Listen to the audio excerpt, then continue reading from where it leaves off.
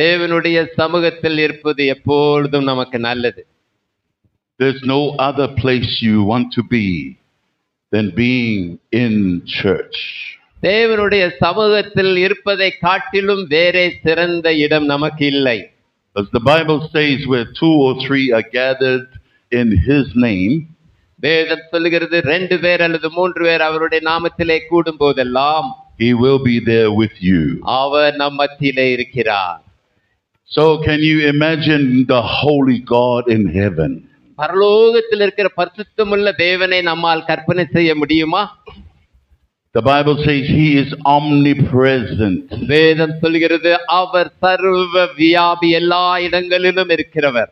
So He is everywhere. அவர் எல்லா இடங்களிலும் இருக்கிறார்.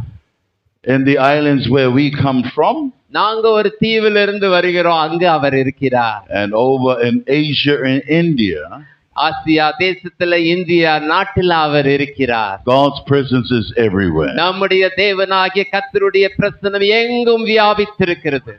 And the Bible says that He, God Almighty, வேதம் சொல்லுகிறது அவர் சர்வ வல்லமையுள்ளவர், the Holy Spirit, பரிசுத்த ஆவியானவர் dwells in your our spirit. நமக்குள்ளாக நம்முடைய ஆவியுடனே அவர் வாசம் பண்ணுகிறார். So give Him a hand clap that He's with you. இப்பேற்பட்ட மகத்துவமுள்ள தேவனை நாம் கரம் தட்டி ஆராதிப்போம். ஹல்லேலூயா. If you have your Bible, turn to John 1. வேதம் இருக்குமே என்றால் யோவான் சுவிசேஷம் 1ஆம் அதிகாரத்துக்கு திருப்பிக் கொள்ளுங்கள். And if somebody with a nice sweet voice can read verse 1 to 7 in Tamil. யாராவது மிகவும் அழகான சத்தத்தை உடையவர்கள் சத்தமாக யோவான் 1ஆம் அதிகாரம் 1ஆம் வசனம் முதல் 7ஆம் வசனம் வரைக்கும் படிக்கலாம். ஆதியிலே வார்த்தை இருந்தது, அந்த வார்த்தை தேவனிடத்தில் இருந்தது, அந்த வார்த்தை தேவனாய் இருந்தது. அவர் ஆதியிலே தேவனோடு இருந்தார். சகலமும் அவர் மூலமாய் உண்டாயிற்று. உண்டானதொன்றும் அவராலே அல்லாமல் உண்டாகவில்லை. அவருக்குள் ஜீவன் இருந்தது. அந்த ஜீவன் மனுஷருக்கு ஒளியாய் இருந்தது. அந்த ஒளி இருளிலே பிரகாசிக்கிறது. இருளானது அதை பற்றி கொள்ளவில்லை. தேவனால் அனுப்பப்பட்ட ஒரு மனுஷன் இருந்தான். அவன் பேர் யோவான். அவன் தன்னால் எல்லோரும் விசுவாசிக்கும்படி அந்த ஒளியை குறித்து சாட்சி கொடுக்க சாட்சியாக வந்தான். ஆமென். If a sister that can read in English, you can read the English version, please. யாராவது ஒருவர் ஆங்கிலத்திலே இதே வார்த்தைகளை படிக்கலாம். யோவான் 1:1-7. In the beginning was the Word, and the Word was with God, and the Word was God. The same was in the beginning with God. All things were made by Him, and without Him was not anything made that was made. In Him was life, and the life was the light of men. And the light shineth in darkness, and the darkness comprehended it not. There was a man sent from God, whose name was John. The same came for a witness, to bear witness of the light, that all men through him might believe. Amen. Amen. This morning it's still morning. I want to share with you God's family. இந்த கால வேளையில தேவனுடைய குடும்பம் என்கிற ஒரு காரியத்தை பகிர்ந்து கொள்ள விரும்புகிறேன். And if you're not sure if you are in God's family, நீங்க தேவனுடைய குடும்பத்துல இருக்கிறேன் என்பது உங்களுக்கு முழுவதும் விளங்காவிட்டால், அல்லாவிட்டால், முழுவதும் விசுவாசிக்க முடியாவிட்டால், or a little bit thinking about that you are part of God's family, ஒருவேளை நான் தேவனுடைய குடும்பத்துல தான் இருக்கிறேன்னு கூட நீங்க நினைச்சிட்டு இருக்கலாம். at the end of the sermon, இந்த செய்தியின் கடைசியிலே I will help you with a prayer to make you absolutely sure that you are in the family. இந்த செய்தியின் முடிவிலே நீங்கள் எல்லாரும் தேவனுடைய குடும்பத்தில் இருக்கிறீர்கள் என்ற உறுதியான ஒரு அர்ப்பணிப்புக்குள்ளாக உங்களை வழிநடத்த விரும்புகிறேன். The question this morning is, முதலாவதாக ஒரு கேள்வி என்னவென்றால், how can you be part of God's bigger family? தேவனுடைய மகா பெரிய குடும்பத்துல ஒரு அங்கம் வகிப்பது எப்படி? Because God the creator, தேவன் அவர் சிருஷ்டிகர்த்தர், he has the biggest family on அந்த earth. சிருஷ்டிகர்த்தருக்கு முழு பூமியில் உள்ள முழு குடும்பங்களும் அவருக்குள் காணப்படுகின்றது. அவர் மிகப்பெரிய குடும்பத்தினர். And the Bible says வேதம் சொல்லுகிறது, that you and me were created in the image of God. நீங்களும் நானும் அவருடைய சாயலாக படைக்கப்பட்டிருக்கிறோம். And God wants to restore his family to him. ஆகவே நாம் இழந்து போன அந்த ஐக்கியத்தை, அந்த சாயலை மீண்டுமாக தேவன் நமக்கு கொடுக்க விரும்புகிறார். It is unfortunate that he lost the family with the original family. ஆனால் மிகவும் துக்கமான ஒரு காரியம், ஆரம்பத்திலே அவர் உண்டாக்கின குடும்பம் உடைக்கப்பட்டு அந்த குடும்பம் அவரை விட்டு தூர போய்விட்டது. Because his first family, he said to them, ஏனென்றால் முதல் குடும்பத்திலே அவர் சொன்னார், eat of every fruit in the garden, இந்த தோட்டத்திலே காணப்படுகிற எல்லா பழங்களையும் நீங்கள் சாப்பிடலாம். but one thing, one tree, one fruit, you do not touch. ஆனால் இந்த தோட்டத்திலே உள்ள ஒரு கனியை நீங்கள் சாப்பிடக்கூடாது. Because the day you touch it, you will surely die. நீங்கள் அதை புசிக்கும் நாளிலே நீ சாவாய். So let's pray. நாம இப்போ ஆண்டவரை நோக்கி ஜெபம் பண்ணலாமா? Holy Spirit, பரிசுத்த ஆவியானவரே, come and make known your word to us. நீங்க எங்க மத்தியில வந்து உம்முடைய வார்த்தையை எங்களுக்கு கொடுங்க. Come reveal to us your word. உம்முடைய வார்த்தையின் மூலமாய் உம்மை எங்களுக்கு வெளிப்படுத்தும். Reassure us today that we are in the best family. ஆண்டவரே, நாங்கள் உம்முடைய சிறந்த குடும்பத்தில் இருக்கிறோம் என்பதை மீண்டும் எங்களுக்கு உறுதிப்படுத்தும். Not only in this world, இந்த உலகத்தில் மாத்திரம் அல்ல, but beyond the universe in heaven. இந்த பூமிக்கு அப்பாற்பட்ட அந்த பரலோகத்திலே I pray that you will bring revelation knowledge நாங்கள் இருக்கத்தக்கதாக இந்த காலை வேளையிலே உம்முடைய அறிவை எங்களுக்கு தா. so that we may understand who you are. நீர் யார் என்பதை விளங்கிக் கொள்ள எங்களுக்கு உதவி செய்யும். I give you the praise in Jesus' name. இயேசுவின் நாமத்தில் நன்றி செலுத்தி கேட்கிறேன் பிதாவே. Amen. Amen. So, to be part of God's family, number one, தேவனுடைய குடும்பத்திலே நாம் இருக்கத்தக்கதாக முதலாவதாக we must be born again. நாம் மறுபடியும் பிறந்திருக்க வேண்டும். In John 3:3, யோவான் 3ஆம் அதிகாரம் 3ஆம் வசனம், இயேசு அவனுக்கு பிரதியுத்தரமாக, ஒருவன் மறுபடியும் பிறவாவிட்டால் தேவனுடைய ராஜ்யத்தை காண மாட்டான் என்று மெய்யாகவே மெய்யாகவே உனக்கு சொல்லுகிறேன் என்றார். Jesus says, very truly I tell you, no one can see the kingdom of God unless they are born again. நாம் தேவனுடைய சித்தத்தின்படி மறுபடியும் பிறவாவிட்டால் தேவனுடைய ராஜ்யத்தை காண முடியாது. And we read from verse 1 of chapter 3, 3ஆம் அதிகாரம் 1ஆம் வசனத்திலிருந்து பார்க்கும்போது, there was a Pharisee, a man named Nicodemus, who was a member of the Jewish ruling council. யூதருக்குள்ளே அதிகாரியான நிக்கோதேமு எனப்பட்ட பரிசேயன் ஒருவன் இருந்தான். He came to Jesus at night and said, அவன் ராக்காலத்திலே இயேசுவினிடத்தில் வந்து, Rabbi, we know that you are a teacher who has come from God. ரபி, நீர் தேவனிடத்திலிருந்து வந்த போதகர் என்று அறிந்திருக்கிறோம். For no one could perform the signs you are doing if they were not with him. ஏனெனில் ஒருவனும் தன்னுடனே தேவன் இராவிட்டால் நீர் செய்கிற இப்படிப்பட்ட அற்புதங்களை செய்ய மாட்டான் And என்றார். Jesus replied, very, very, very truly I tell you, no one can see the kingdom of God unless they are born again.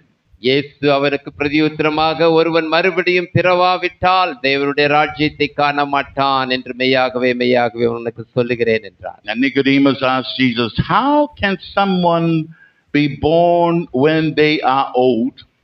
அதற்கு நிக்கோதேமு, ஒரு மனுஷன் முதிர் வயதாயிருக்கையில் எப்படி பிறப்பான்? Nicodemus asked, and surely they cannot enter a second time into their mother's womb to be born. அவன் தன் தாயின் கற்பத்தில் இரண்டாம் தரம் பிரவேசித்து பிறக்க கூடுமோ என்றான்.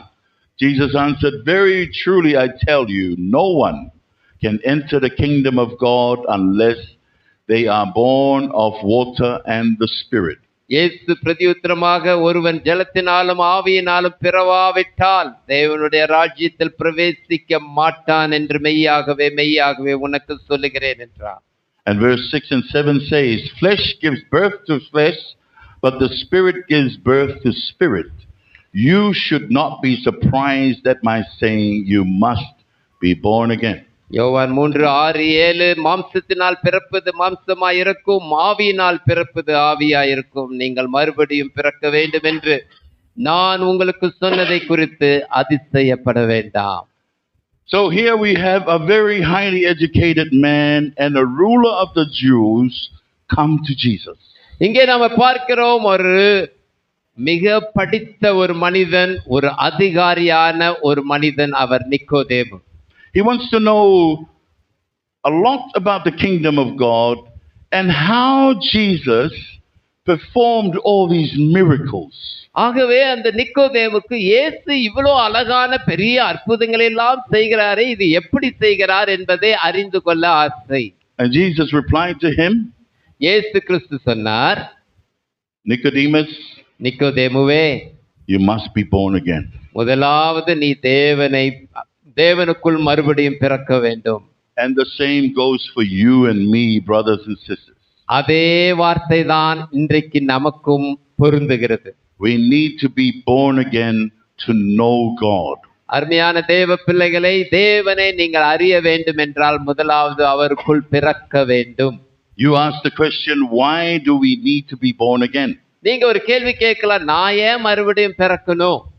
And the simple answer is because many human beings on earth don't know the living God of the Bible. ஆனால் அதற்கான ஈஸியான பதில் என்னவென்றால், அநேக மக்களுக்கு வேதத்தில் உள்ள ஆண்டவரை தெரியாதவர்களாய் நம்ம தேசத்தில் இருக்கிறாங்க. Many human beings don't know that their sin separates them from God. நிறைய உலகத்தில் இருக்கிற மனுஷர்களுக்கு அவங்களுடைய பாவம் தேவனை விட்டு அவர்களை பிரித்திருக்கிறது என்ற உணர்வற்றவர்களாயிருக்கிறார்கள். So all humanity, the Bible says, are affected by Adam's sin and disobedience. எல்லா பாவங்களும் ஆதாமின் மூலமாக வெளியரங்கமாகின்றது. And only God can give the free gift of salvation to anyone who receives it, and they will be saved. ஆனால் இயேசு கிறிஸ்துவை யார் ஏற்றுக்கொள்கிறார்களோ அவர்களுக்கு மட்டும்தான் ரட்சிப்பு என்பதை தேவன் விவரிக்கிறார். And you ask the question, how can I be born into the family of God? நம்ம ஒரு கேள்வி கேட்கலாம், தேவனுடைய குடும்பத்துல பிறப்பது எப்படி? I know I must be born, so what is the process? அப்ப நான் பிறக்கணுங்கிறது உண்மைதான், ஆனா அதற்கான விதிமுறைகள் என்ன? Turn to John chapter 14 verse 6. யோவான் 14ஆம் அதிகாரம் 6ஆம் வசனத்தை திருப்பிக் கொள்வோம். யோவான் 14:6. And our sister can read in Tamil. அதற்கு இயேசு, நானே வழியும் சத்தியமும் ஜீவனுமாய் இருக்கிறேன், என்னாலே அல்லாமல் ஒருவனும் பிதாவினிடத்தில் வரான். Amen.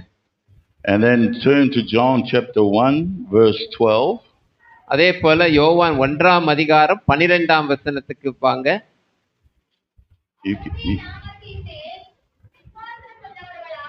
அவரை ஏற்றுக்கொண்டவர்கள் எத்தனை பேர்களோ அத்தனை பேர்களும் தேவனுடைய பிள்ளைகளாகும்படி அவர்களுக்கு அதிகாரம் கொடுத்தார். Amen.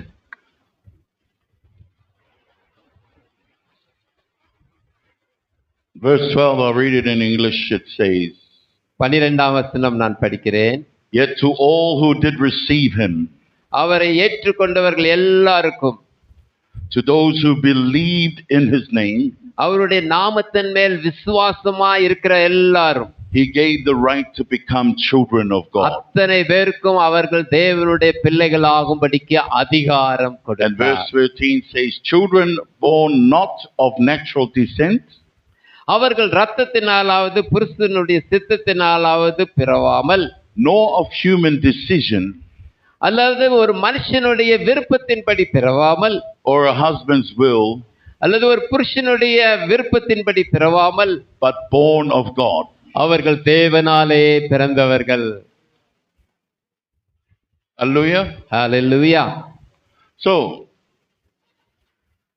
the verse we read earlier said, Jesus says, I am the way, the truth, and the life. இயேசு கிறிஸ்து சொல்கிறார், நானே வழியும் சத்தியமும் ஜீவனுமாயிருக்கிறேன். No one comes to the Father except for Jesus. இயேசு கிறிஸ்துவை அல்லாமல் ஒருவனும் பிதாவின் இடத்திற்கு வர முடியாது. And that's why we all must go through Jesus Christ. ஆகவே தான் நாம் எல்லாரும் இயேசு கிறிஸ்துவின் மூலமாய் பிறக்க வேண்டும். We don't go to Him through our good works. நாம் அவருடைய சமூகத்திற்கு நம்முடைய நற்கிரிகளினாலே செல்ல முடியாது. We don't go to Him through our good behavior.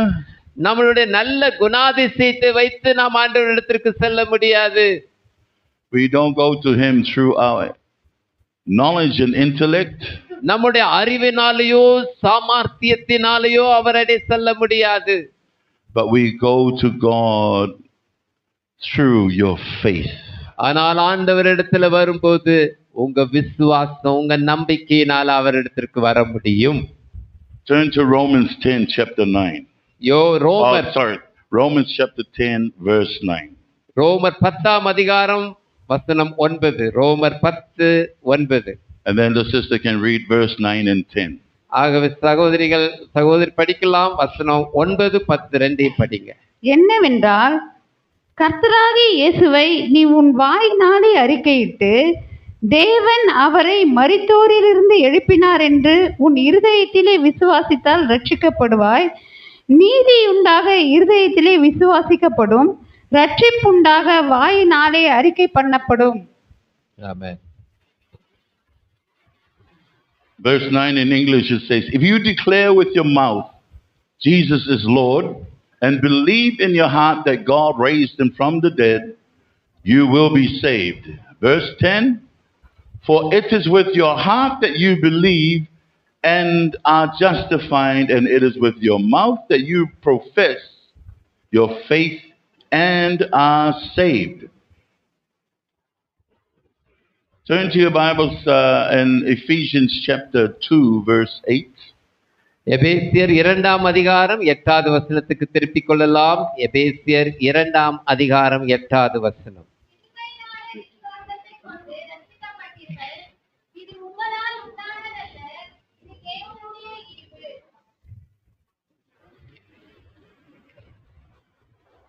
In English it says, for by grace you have been saved through faith, and this is not your own doing, it is the gift of God.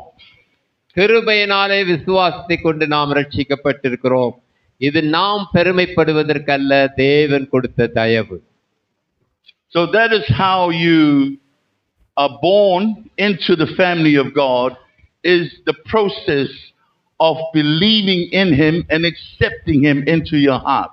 ஆகவே நம்முடைய இருதயத்திலே நாம் ஆண்டவரை விசுவாசித்தபடியினாலே அவருடைய பிள்ளைகளாக மாறுவதற்கு ஸ்லாக்கியம் பெற்றிருக்கிறோம். Your faith in the word of God, ஏனென்றால் நாம் அவருடைய வார்த்தையிலே விசுவாசித்திருக்கிறோம். your belief in the word of God, அவருடைய வசனத்தை நாம் நம்பி இருக்கிறோம். everything that is written in the Bible about Jesus Christ, his death, his burial and his resurrection, ஏனென்றால் வேதத்திலே அவருடைய பாடு, மரணம், உயிர்த்தெழுதல் விவரிக்கப்பட்டுள்ளது. the Bible says if you confess with your mouth, வேதம் சொல்லுகிறது, உங்க வாயினாலே இயேசுவை அறிக்கையிட்டால் life will come into you. ஆண்டவருடைய ஜீவன் உங்களுக்குள் உண்டாகும். If you believe in your heart the Lord Jesus Christ, இயேசுவை உங்க இருதயத்துல விசுவாசித்தீங்கன்னா, that he died to save you and me. அவர் உங்களுக்காக எனக்காக சிலுவையிலே மரித்து என்னை காப்பாற்ற மரித்தார் என்று That the விசுவாசித்தார். work on the cross is completed. அவருடைய சிலுவை மரணத்தினால எனக்கு விமோச்சனம் உண்டு என்று நாம் நம்பும்போது For the forgiveness of your sin and my sin. என்னுடைய பாவம் மன்னிக்கப்படும் என்று நீங்கள் சொல்லும்போது Then the Bible says you will be saved. அப்போ வேதம் சொல்லுகிறது நீங்கள் ரட்சிக்கப்படுவீர்கள். And that is the process of being born again. அதுதான் தேவனுடைய குடும்பத்தில் அங்கத்தினர் ஆவதற்கான விதிமுறை. Naturally, it takes 9 months for the baby to be born. ஒரு குழந்தை பூமியிலே பிறக்க பொதுவாக 9 மாதம் ஆகிறது. For the Christian ஆனா கிறிஸ்தவர்களுக்கு or the unbeliever, அல்லது ஒரு அவிசுவாசி அல்லது ஆண்டவரை அறியாத தேவ பிள்ளைக்கு it probably only takes 9 seconds for you to be born. ஆனா நீங்க ஆண்டவரை அறிவதற்கு 9 செகண்ட் போதும், நொடி வினாடிகள் போதும். அல்லேலூயா. Because God's process is not dependent on our flesh. தேவனுடைய விதிமுறையானது நம்முடைய விதிமுறைகளுக்கு உட்பட்டு அல்ல. God's saving process is not dependent on your good works and my good works. தேவனுடைய ரட்சிப்பின் கிரியையானது உங்களுடைய நற்கிரிகளினாலே நல்ல காரியத்தினாலே உண்டாவதும் இல்லை. The Bible says all you need to do is confess Jesus as Lord and Savior. வேதம் சொல்லுகிறது நீங்க செய்ய வேண்டியதெல்லாம் ஒண்ணே ஒண்ணு, இயேசுவை கர்த்தர் என்று விசுவாசித்து அவரை அறிக்கை செய்யுங்கள். Acknowledge that you and I are sinful people. ஆண்டவரே நான் பாவிதான், குறைவுள்ளவன் தான் என்று தேவ சமூகத்திலே உங்களை ஒப்புக்கொடுங்கள். Acknowledge that we have no merits before God. ஆண்டவரே உமக்கு முன்பாக நான் தகுதி என்று சொல்வதற்கு என்னிடத்தில் எந்த தகுதியும் இல்லை என்பதை உணர்ந்து ஒப்புக்கொடுங்கள். But the Bible says it is by His grace வேதம் சொல்லுகிறது அவருடைய கிருபையினாலே that He freely gives you the gift of salvation. அவருடைய இலவசமான ரட்சிப்பை நமக்கு ஈவாக அவர் கொடுத்திருக்கிறார். Not a result of us humans trying to earn His salvation. இந்த பெரிய ரட்சிப்பை தேவன் நமக்கு ஈவாக அளித்திருக்கிறார். So that you and I don't boast about giving our money. நம்ம பணத்தை வச்சோ நம்முடைய திறமைகளை வச்சோ நம்ம பெருமை பாராட்டவே முடியாது. You and I don't boast about being on our good behavior. நம்முடைய நல்ல சுபாவத்திற்காக நான் கடவுள் என்னை ஏத்துக்கிட்டார்னு அப்படி சொல்லுவதற்கு வாய்ப்பே இல்லை. You and I don't boast about going to church every day. நான் வாரம் தவறாம சர்ச்சுக்கு போயிருவேன், அதனால நான் கடவுளுடைய பிள்ளைன்னு சொன்னா அதுக்கும் வாய்ப்பில்லை. And all those wonderful things to try and please God. இந்த காரியங்கள் எல்லாம் நல்லதுதான். He's only pleased in your faith in ஆனால் Jesus ஆண்டவர் Christ. நீங்கள் கர்த்தராகிய இயேசுவின் மேலே வைக்கும் விசுவாசத்தில் மாத்திரமே அவர் பிரியப்படுகிறார். You just acknowledge Him as Lord and Savior of your life. இந்த காலை வேளையில இயேசுவை உங்களுடைய கர்த்தராக இரட்சகராக நீங்கள் அறிக்கை செய்வீர்களா? You, hallelujah, hallelujah.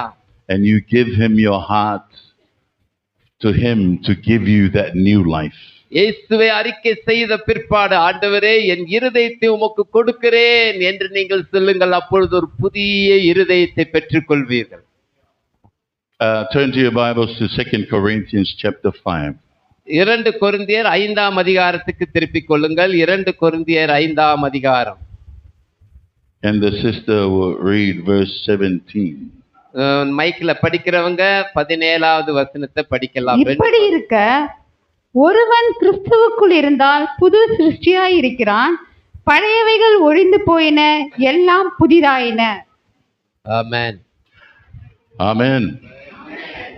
Praise the Lord. In English, verse 17 says, therefore, if anyone is in Christ, he is a new creation. The old has gone, the old has passed away, and the new has come. ஆமென். இங்க நம்ம பார்க்கிறோம் யாரெல்லாம் கிறிஸ்துவுக்குள்ள மறுபடியும் பிறந்திருக்கிறாங்களோ அவங்க எல்லாம் புது பிறவிகளா மாறிடுறாங்க. ஏன்னா நம்ம வாழ்க்கையில் இருக்கிற பழைய காரியங்கள், பழைய பாவங்கள் எல்லாம் மாறி எல்லாம் புதிதாக மாறுகிறது. So turn to your neighbor and say, you are talking to the new me. நீங்க இப்ப பக்கத்துல இருக்கிறவங்கள பார்த்து சொல்லுங்க, நான் புது ஆள் அப்படின்னு சொல்லுங்க. ஹல்லேலூயா. Turn to the other one and say, the new me is Jesus in me. நான் இப்ப மறுபடியும் இன்னொருக்கா திரும்பி பாருங்க, நான் புது ஆள் சொன்னேனே, ஏனென்றால் இயேசு எனக்குள் இருப்பதினால் நான் புதிய ஆள். My face may not look new to you. My face may not look new to you. என்னோட முகம் உங்களுக்கு புதுசா இருக்காது, உண்மைதான். My attitude might not be very nice to you. ஒருவேளை நான் நடந்துக்கிற முறைகளும் கூட உங்களுக்கு கவர்ச்சியா இருக்காது, அதுவும் உண்மைதான். You may not like me. ஒருவேளை என்ன உங்களுக்கு பார்த்தாலே பிடிக்காது, அதுவும் உண்மைதான். But you need to like the Jesus in me. ஆனா ஒரு காரியம், எனக்குள் இருக்கிற இயேசுவை நீங்க கட்டாயம் பிடிச்சே ஆகணும். Amen. Hallelujah. Hallelujah. So, the last thing, how do you take care of the new you?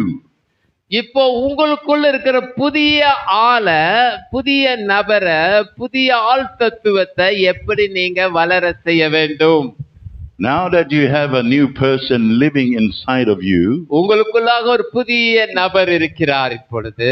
he lives in your spirit. அவர் உங்களுடைய ஆவியோடு இருக்கிறார். And he lives in your entire body. உங்களுடைய முழு சரீரத்துக்குள்ளும் அவர் காணப்படுகிறார். He wants you. He wants you.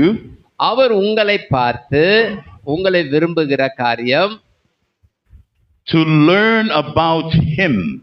நீங்க அவரை குறித்து அறிய வேண்டும், கற்றுக்கொள்ள வேண்டும். Remember, the Spirit of God is now in your spirit. ஏற்கனவே சொன்ன, உங்களுடைய ஆவி அவருடைய ஆவியோடு கனெக்ட் ஆயிருக்கு. You have confessed with your mouth Jesus is Lord. நீங்க உங்க வாயால சொல்லி இருக்கிறீங்க இயேசுதான் கர்த்தர்னு. You have believed in your heart that he has raised him from the dead. இயேசுவை தேவன் உயிரோடு எழுப்பினார் என்பதை நீங்க உங்க இருதயத்துல விசுவாசித்திருக்கிறீங்க. You have acknowledged that your old person is sinful. ஏனென்றால் உங்களுடைய பழைய மனிதன் உங்களுக்குள் வாழ்ந்தவர், அவர் பாவமுள்ளவர். And you have asked him to make that old person new.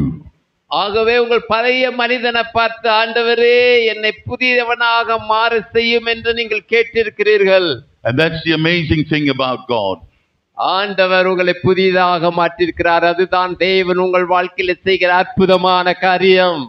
Hallelujah. The Bible says he gives you a brand new spirit. வேதம் சொல்லுகிறது, அவர் உங்களுக்கு மிகவும் புத்தம் புதிய ஒரு ஆவியை கொடுக்கிறார்.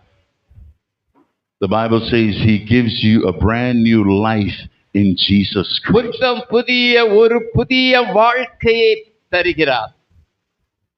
So, what are you going to do with that new life in you?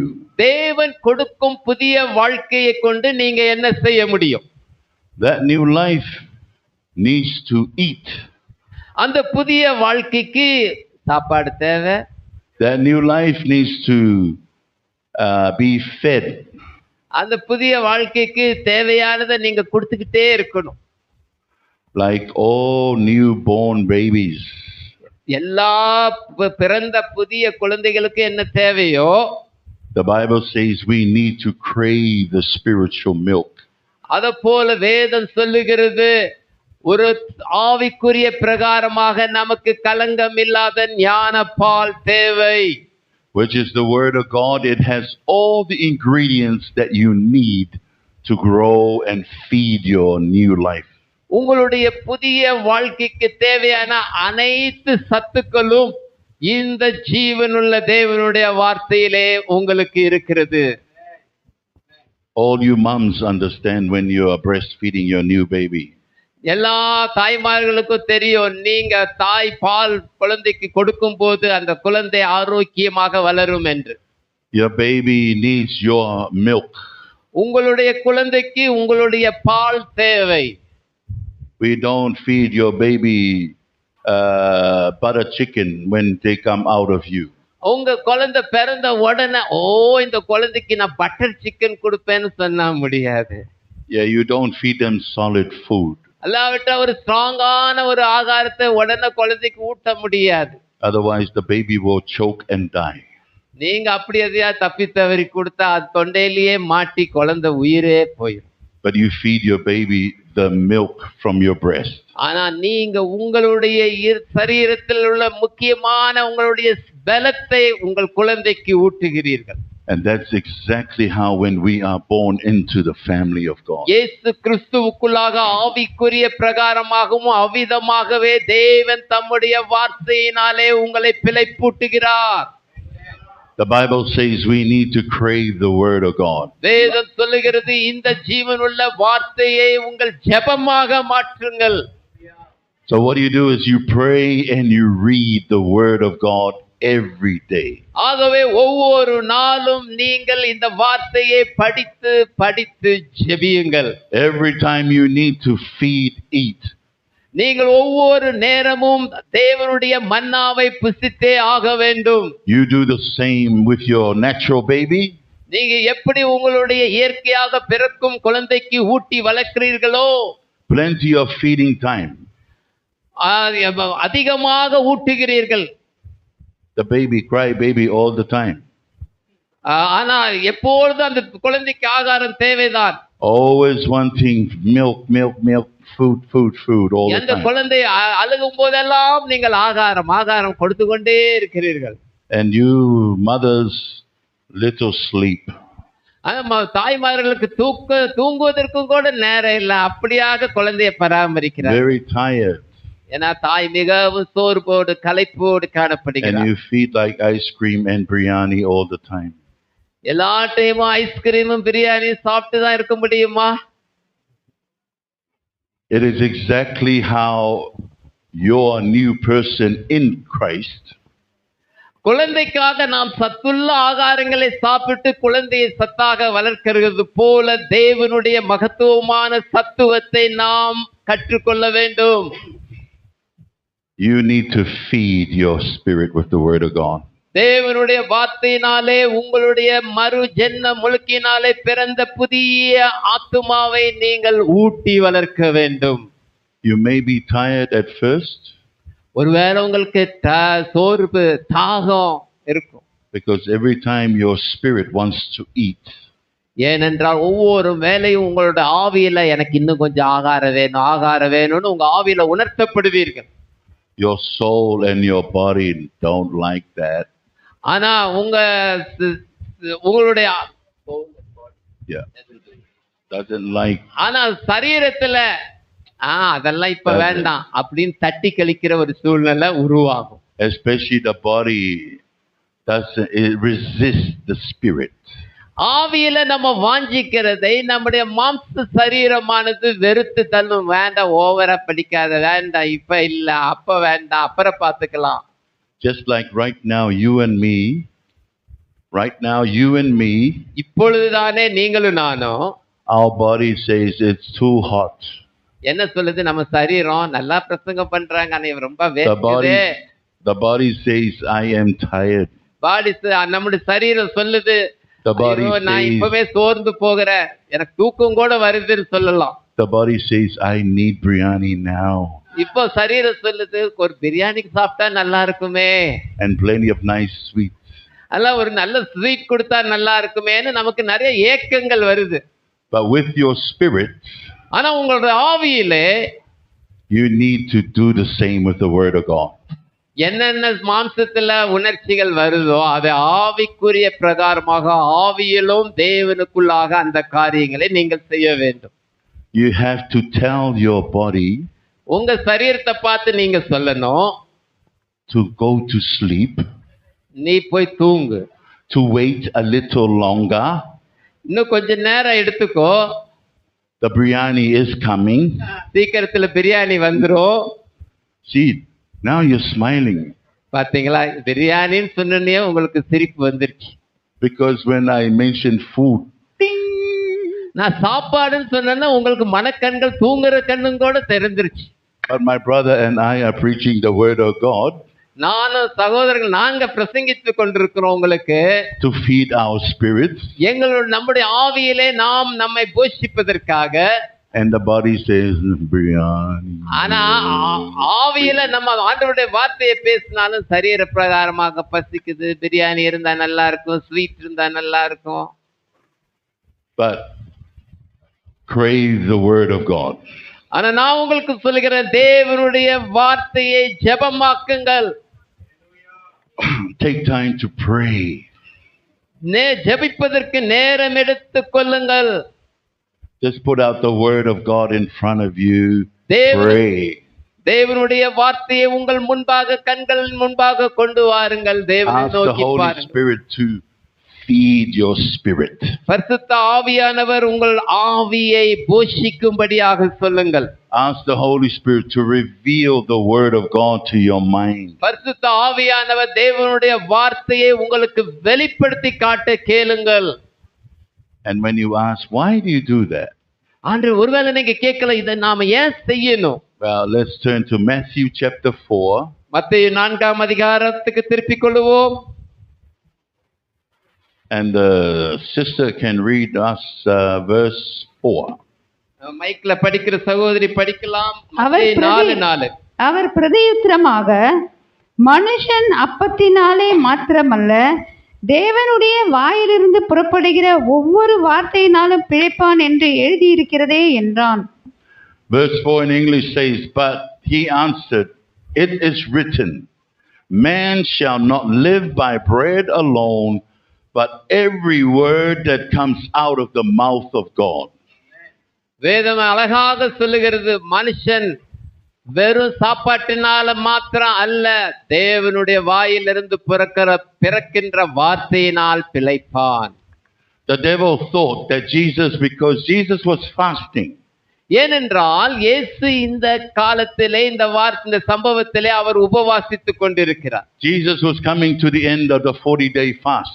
இயேசு கிறிஸ்து 40 நாள் உபவாசத்தின் கடைசி நாட்களிலே காணப்படுகிறார். And the devil knew Jesus was tired. பிசாசுக்கு தெரியும் இயேசுவுக்கு ரொம்ப களைப்பா இருக்கிறார்னு. Devil knew Jesus wanted biryani. சாத்தானுக்கு தெரியும் இயேசுவுக்கு ஒரு பிரியாணியை மாத்திரம் வச்சா அவர் இப்ப வித்தியாசமா மாறிடுவார். The devil knew Jesus wanted some ice cream. ஒரு ஐஸ்கிரீமை கொண்டு வந்து வச்சா ஆள் இப்ப வித்தியாசமா இருப்பாருன்னு சாத்தானுக்கு தெரியும். Some strawberry milkshake. ஒரு ஸ்ட்ராபெரி மில்க் ஷேக் குடிச்சாருன்னா இப்ப தெம்பா இருக்குன்னு ஒரு ஃபீலிங் வரும்னு தெரியும். And then he goes along to Jesus. அதனால அந்த ஃபீலிங்கை கொடுக்கறதுக்காக இயேசு இடத்துல பக்கத்துல போறான். And then he goes, Jesus, பக்கத்துல வந்து ஒரு சின்ன தட்டு ஏசப்பா, look at those stones. பாருங்க இங்க நிறைய கல் இருக்குதுல்ல, You can turn those stones into bread. உமக்கு நினைச்சா இதெல்லாம் ஏமாத்திரம், ஒரு கல்ல அப்படியே அப்பமான அப்படியே வாயில போட்டுடலாம்ல. The devil knows very well Jesus can do it. நல்ல பன்னு மாதிரி பிரெட் மாதிரி அழகா நீங்க மாத்தி சாப்பிடலாம்லன்னு சொல்றதுக்கு ஒரு சோதனையான வார்த்தையை கொடுக்கிறார். And that's what the devil does to you and me sometimes.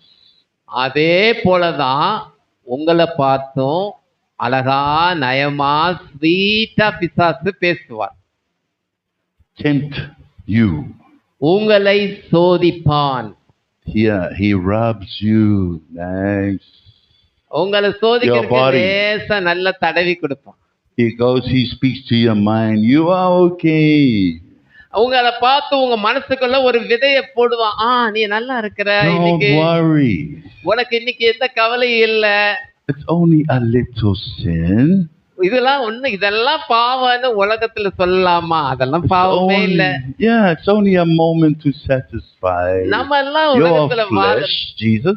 Over ஸ்பிரிச்சுவலா இருக்க கூடாதுமா அப்படின்னு நமக்கு மனசுக்குள்ள போட்டு, You can turn those stones into bread. பாரு உன்னோட வாழ்க்கையில இதெல்லாம் ஆண்டவர் தான் கொடுத்திருக்கிறாரு, எதுக்காக இதெல்லாம் அனுபவிமா. Yeah, you can You can turn it into garlic naan. இன்னும் வேணும்னா நம்ம வேற பாஷையில சாப்பாட்டு பாஷையில சொன்னா இந்த கல்லை எடுத்து நீ கார்லிக் நான் மாதிரி ரொட்டியா மாத்தி சாப்பிடு. Yeah, hallelujah.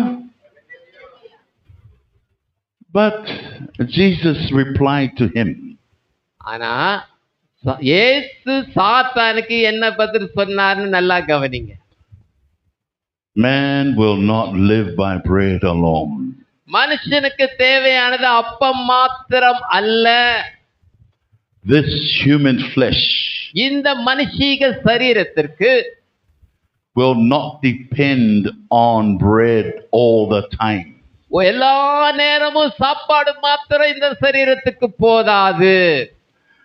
Jesus is trying to explain to the devil இயேசு பிசாசை பார்த்து நோக்கத்தோடு சொன்னார், that man can live out of the word of God. இதே மனிதன் தேவனுடைய வார்த்தையினாலே பிழைக்க முடியும். ஹல்லேலூயா. And everybody that can read and believe the word of God இங்க இருக்கிற நாம் ஒவ்வொருவரும் தேவனுடைய வார்த்தையை விசுவாசித்து படிக்கும் போது, everyone that has faith in the word தேவனுடைய வார்த்தையை நாம் நம்பி இருக்கும்போது, and apply the word to their lives, தேவனுடைய வார்த்தையை நம்முடைய தினசரி வாழ்க்கையிலே அபியாசப்படுத்தும் போது, that person can be successful anywhere. எங்கே போனாலும் அப்பேற்பட்ட மனிதன் ஒரு சிறந்த மனிதனாயிருப்பான். That person can be filled all the time. அவன் எப்பொழுதும் ஒரு திருப்தி அடைந்த நிலையிலே இருப்பான். Because the word of God will give you wisdom. ஏனென்றால் தேவனுடைய வார்த்தை உங்களுக்கு ஞானத்தை தரும். On how to lead your life. நீங்கள் வாழ்வதற்கு தேவையான ஞானத்தை போதிக்கும். The word of God will give you energy. தேவனுடைய வார்த்தை நீங்கள் வாழ்வதற்கு தேவையான ஆற்றலை கொடுக்கும். Not karma energy. இது நம்ம சாப்பாட்டினால வருகிற ஒரு பலன் அல்ல. And not ice cream energy. அல்லது ஐஸ்கிரீம் பலன் அல்ல. Not Coca-Cola energy. அல்லது ஒரு கோகோ கோலா எனர்ஜியும் அல்ல. But the Spirit of God தேவனுடைய ஆவியினாலே உண்டாகுகிற பலன் will refresh you. அது உங்களை புதிதாக்கும். And the more you practice the word of God, தேவனுடைய வார்த்தையை நீங்கள் ஒவ்வொரு நாளும் அபியாசிக்கும் போது, the more you instruct your intellect with the word of God, தேவனுடைய வார்த்தையினாலே உங்கள் சிந்தையை நிரப்பும் போது,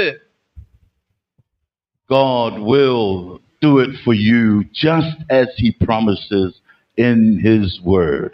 தேவனுடைய வார்த்தையிலே கூறப்பட்டுள்ள வாக்குத்தத்தங்களை உங்களுக்கு உரியதாக மாற்றி உங்களை பலப்படுத்துவார்.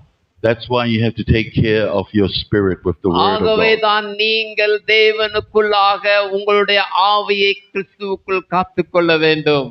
Reading the word of God will instruct you as to the will of God. தேவனுடைய வார்த்தையை படிக்கும் போது தேவனுடைய சித்தத்தை அறிகிற அறிவு உண்டாகும்.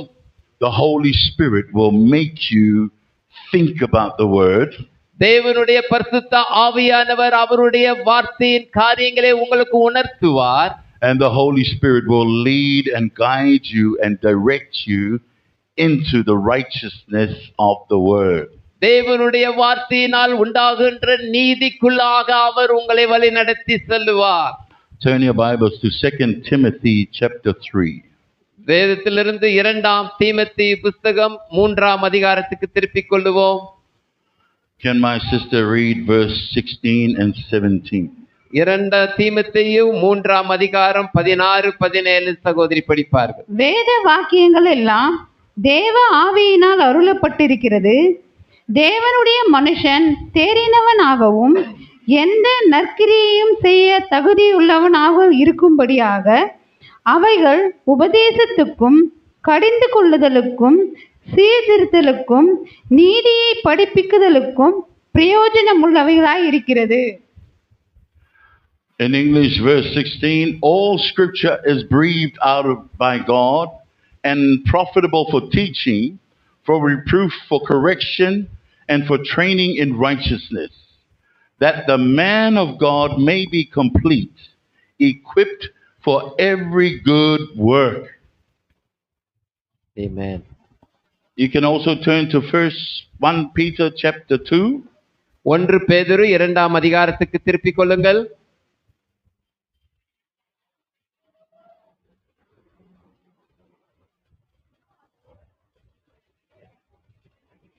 And my sister can read verse 2. சகோதரி படிக்கலாம். நீங்கள் 3ஆம் வசனத்தை படிங்க. 1 நீங்கள் பேதுரு இங்கிலீஷ்ல நீங்கள் வளரும்படி கரெக்ட். நீங்கள் வளரும்படி புதிதாய் பிறந்த குழந்தைகளைப் போல திரு வசனமாகிய கலங்கமில்லாத ஞானப்பாலின் மேல் வாஞ்சையாயிருங்கள். Amen. Like newborn infants, long for the pure spiritual milk, that by it you may grow up into salvation. இங்கே நாம் பார்க்கிறோம் 3ஆம் வசனத்துல புதிதாய் பிறந்த ஒரு குழந்தை எப்படி இருக்குதோ அந்த குழந்தைகளை போல தேவனுடைய வசனத்தின் மேல விருப்பமா இருங்க. Just as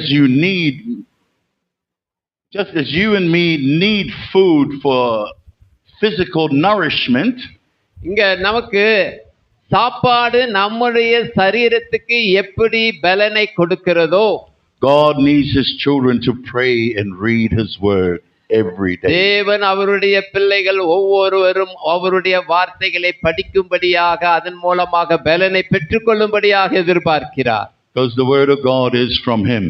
ஏனென்றால் தேவனுடைய வார்த்தை அவரிடத்திலிருந்து வருகின்றது. Bible says to set your hearts on things above. வேதம் சொல்லுகிறது நீங்கள் மேலானவைகளின் மேலே உங்கள் நம்பிக்கையை வையுங்கள்.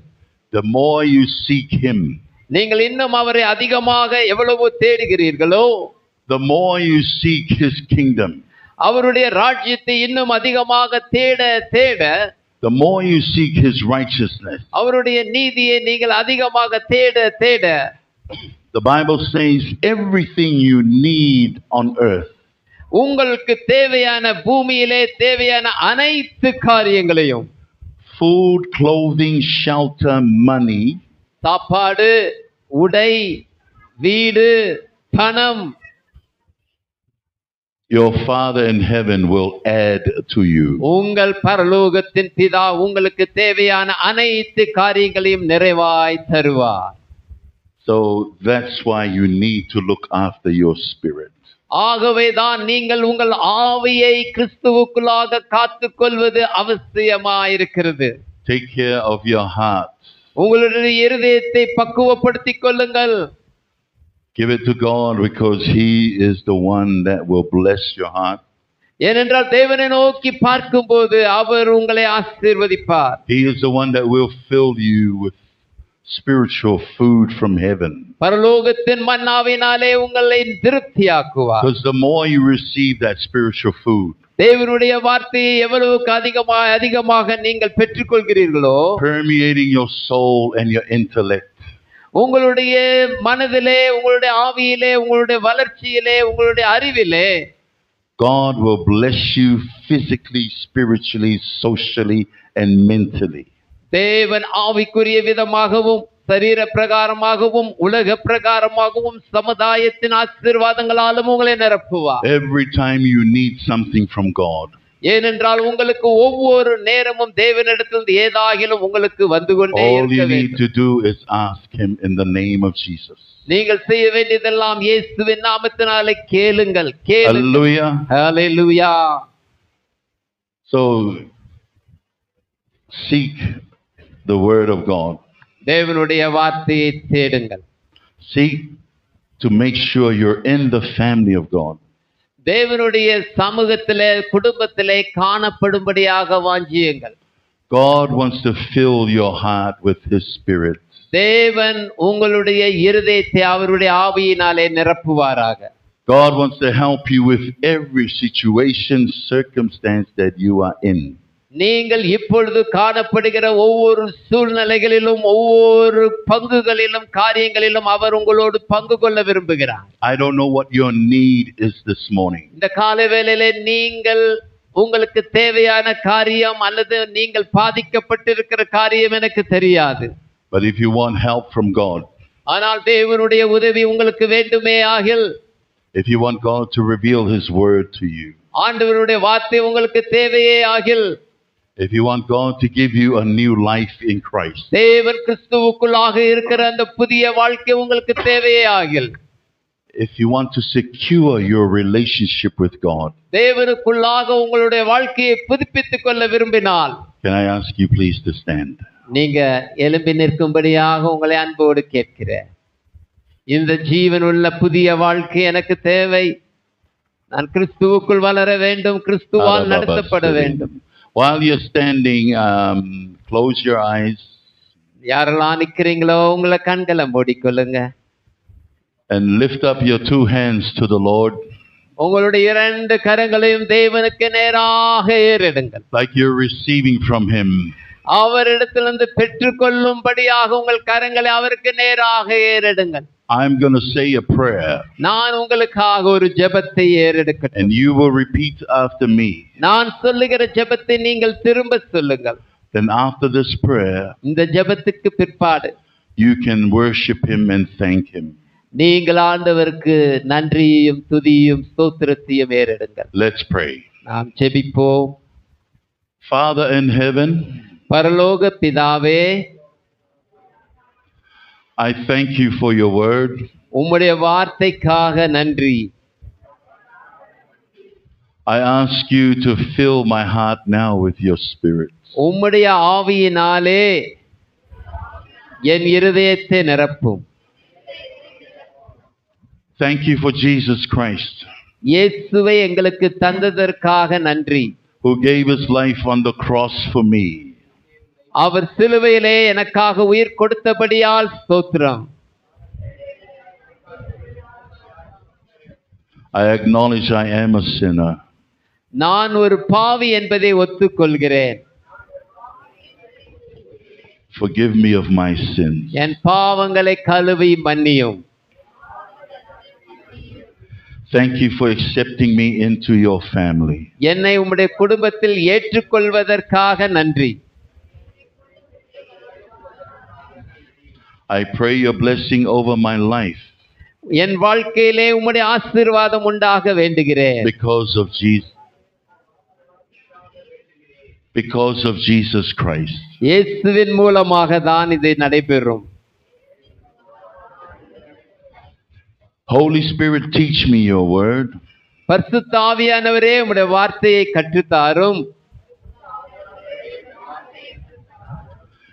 Feed me your word. உம்முடைய வார்த்தையினாலே என்னை போஷியும். So that I may grow into knowing you more and more. நான் உமக்குள் வளரும்படியாக என்னை ஆசீர்வதியும். Help me, Lord, ஆண்டவரே, எனக்கு உதவி செய்யும். to share your love with other people. மற்றவர்களுக்கும் உம்முடைய அன்பை அறிவிக்க உதவி செய்யும். To share your love with my family. உம்முடைய அன்பை என் குடும்பத்துக்கு அறிவிக்க உதவி செய்யும். To share your love with my neighbors. உம்முடைய அன்பை என் பக்கத்து வீட்டாருக்கு பகிர்ந்து கொள்ள உதவி செய்யும். To let them know that God loves them just as you love me. என்னை நீர் நேசிப்பது போல அவர்களையும் நீர் நேசிக்கிறீர். I am waiting till you return. ஆண்டவரே, உம்முடைய வருகைக்காக நான் காத்திருக்கிறேன். And I believe in your return. உம்முடைய வருகையை நான் எதிர்நோக்கி விசுவாசிக்கிறேன். And I look forward to this day. ஆண்டவரே, அந்த மேன்மையான நாளுக்காக காத்திருக்கிறேன். That I will meet you in glory forever. நான் மகிமையிலே உம்மை தரிசித்தேன். Thank you for the blessings of your word to my life. என்னுடைய வாழ்க்கையிலே உம்முடைய வார்த்தையினாலே கொடுக்கும் ஆசீர்வாதங்களுக்காக நன்றி. I ask all of this in Jesus' name. இந்த எல்லா காரியங்களையும் இயேசுவினாலே கேட்கிறேன்.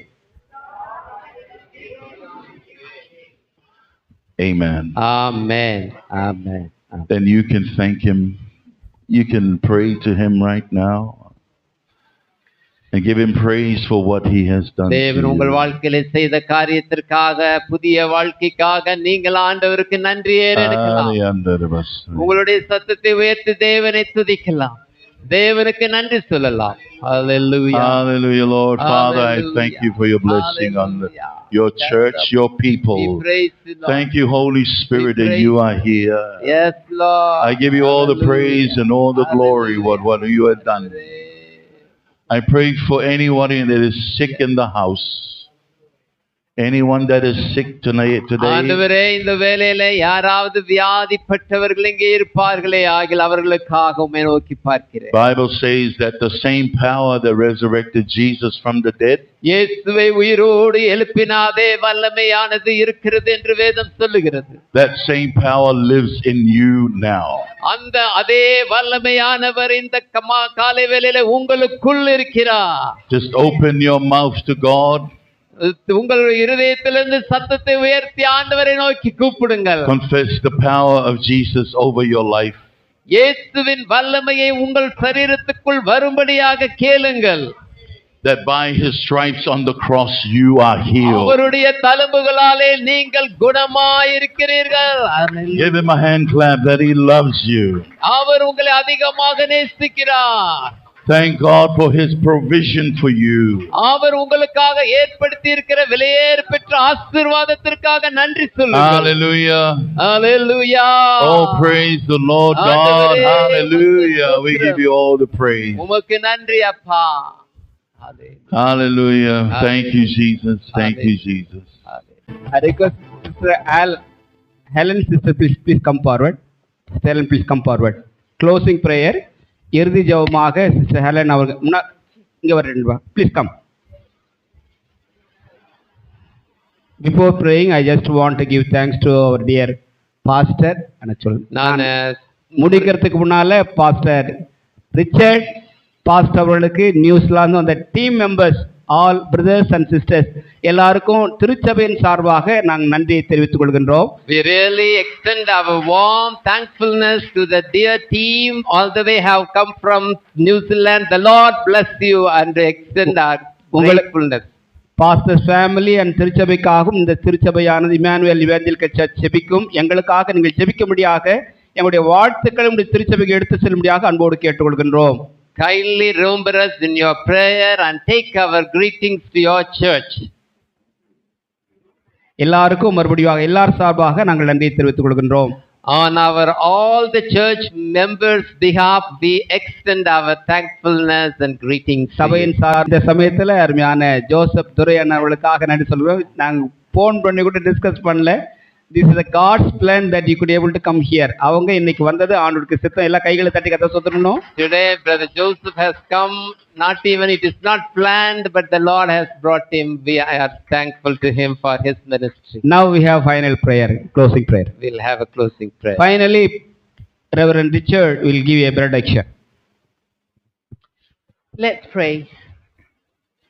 Father God, பரலோக பிதாவே, you are the one true God, நீர் ஒருவரே உண்மையான மெய்தேவன், the God of all nations, எல்லா தேசத்திற்கும் ஆண்டவர், the God of all colors, எல்லா இன மக்களுக்கும் ஆண்டவர், the God of all tongues, ஆண்டவரே எல்லா காலத்திற்கும் தேவர், the God of families, நீர் குடும்பங்களுக்கு ஆண்டவர், the God of denominations, நீர் சபையின் ஒவ்வொரு பிரிவுகளுக்கும் தலைவர், and you are the God of India. நீர் இந்தியாவின் இரட்சகர். We thank you, Father. நாங்களும் ஆராதித்து உமக்கு நன்றி செலுத்துகிறோம்.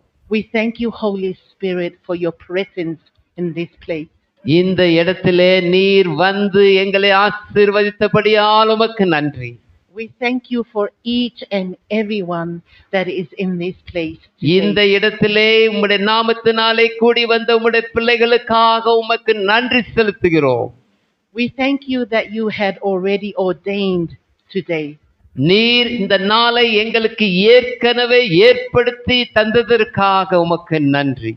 You chose us to be here today. நாங்கள் இன்றைக்கு இருக்கும்படியாக நீர் தெரிந்து கொண்டதற்காக நன்றி. Thank you for your anointing, Holy Spirit. பரிசுத்த ஆவியானவரின் அபிஷேகத்திற்காக நன்றி. Thank you for your word today. உம்முடைய வார்த்தைக்காக நன்றி. And thank you for all that you are today, Jesus.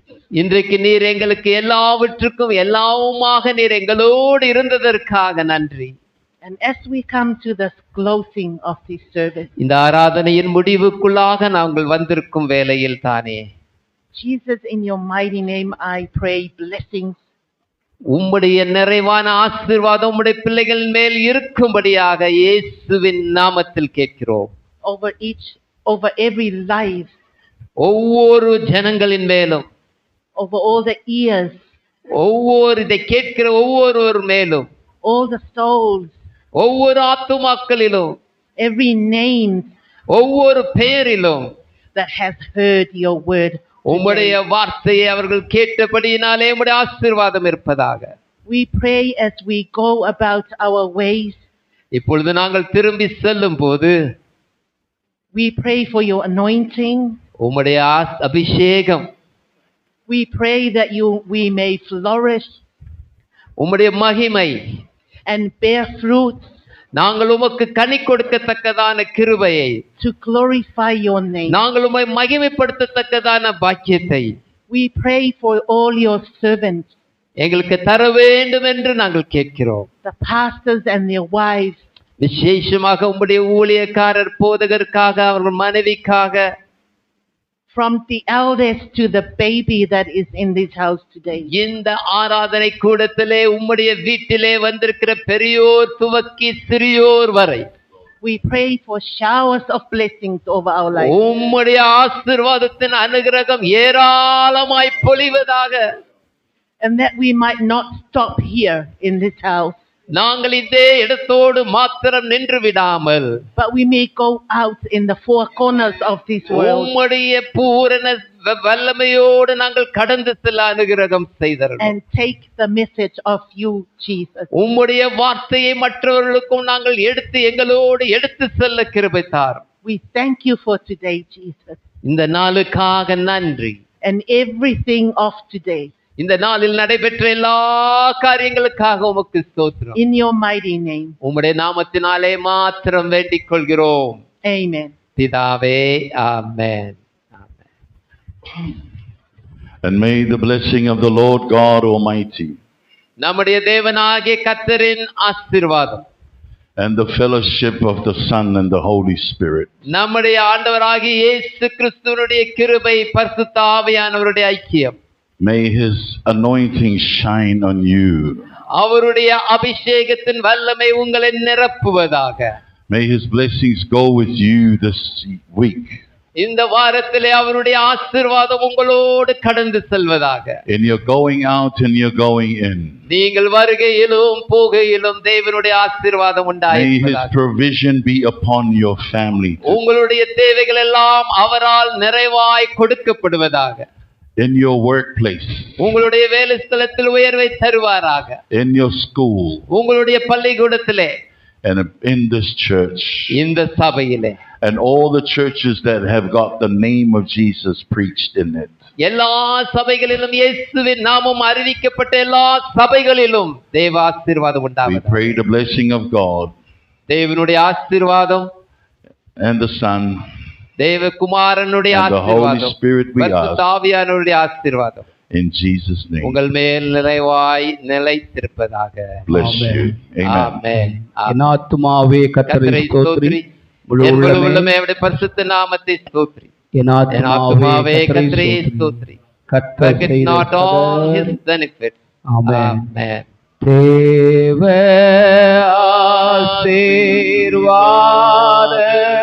ஆசீர்வாதத்தோடே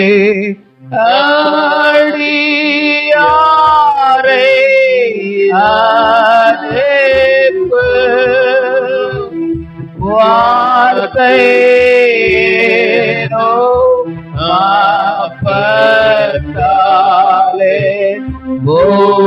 சேர்த்து வளர்த்தீயோ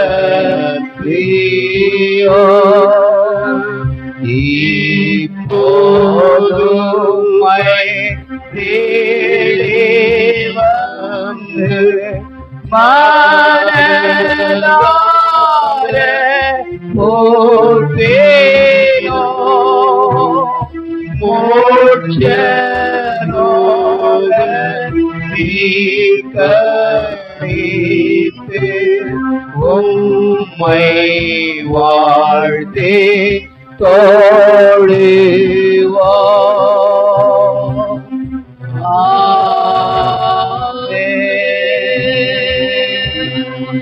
ஆண்டவர் உங்களை ஆசீர்வதிப்பாராக. ஒருவரை ஒருவர் வாழ்த்தி சமாதானத்தோடு சென்று வாருங்கள். Once again, I want to thank our senior pastor, Richard, the team members from New Zealand. மறுபடியுமாக பாஸ்டர் ரிச்சர்ட் அவர்களுக்கும் வந்திருக்கிற டீம் மெம்பர்ஸ் அனைவருக்கும் நன்றியை நம்ம தெரிவிக்கின்றோம். God bless you.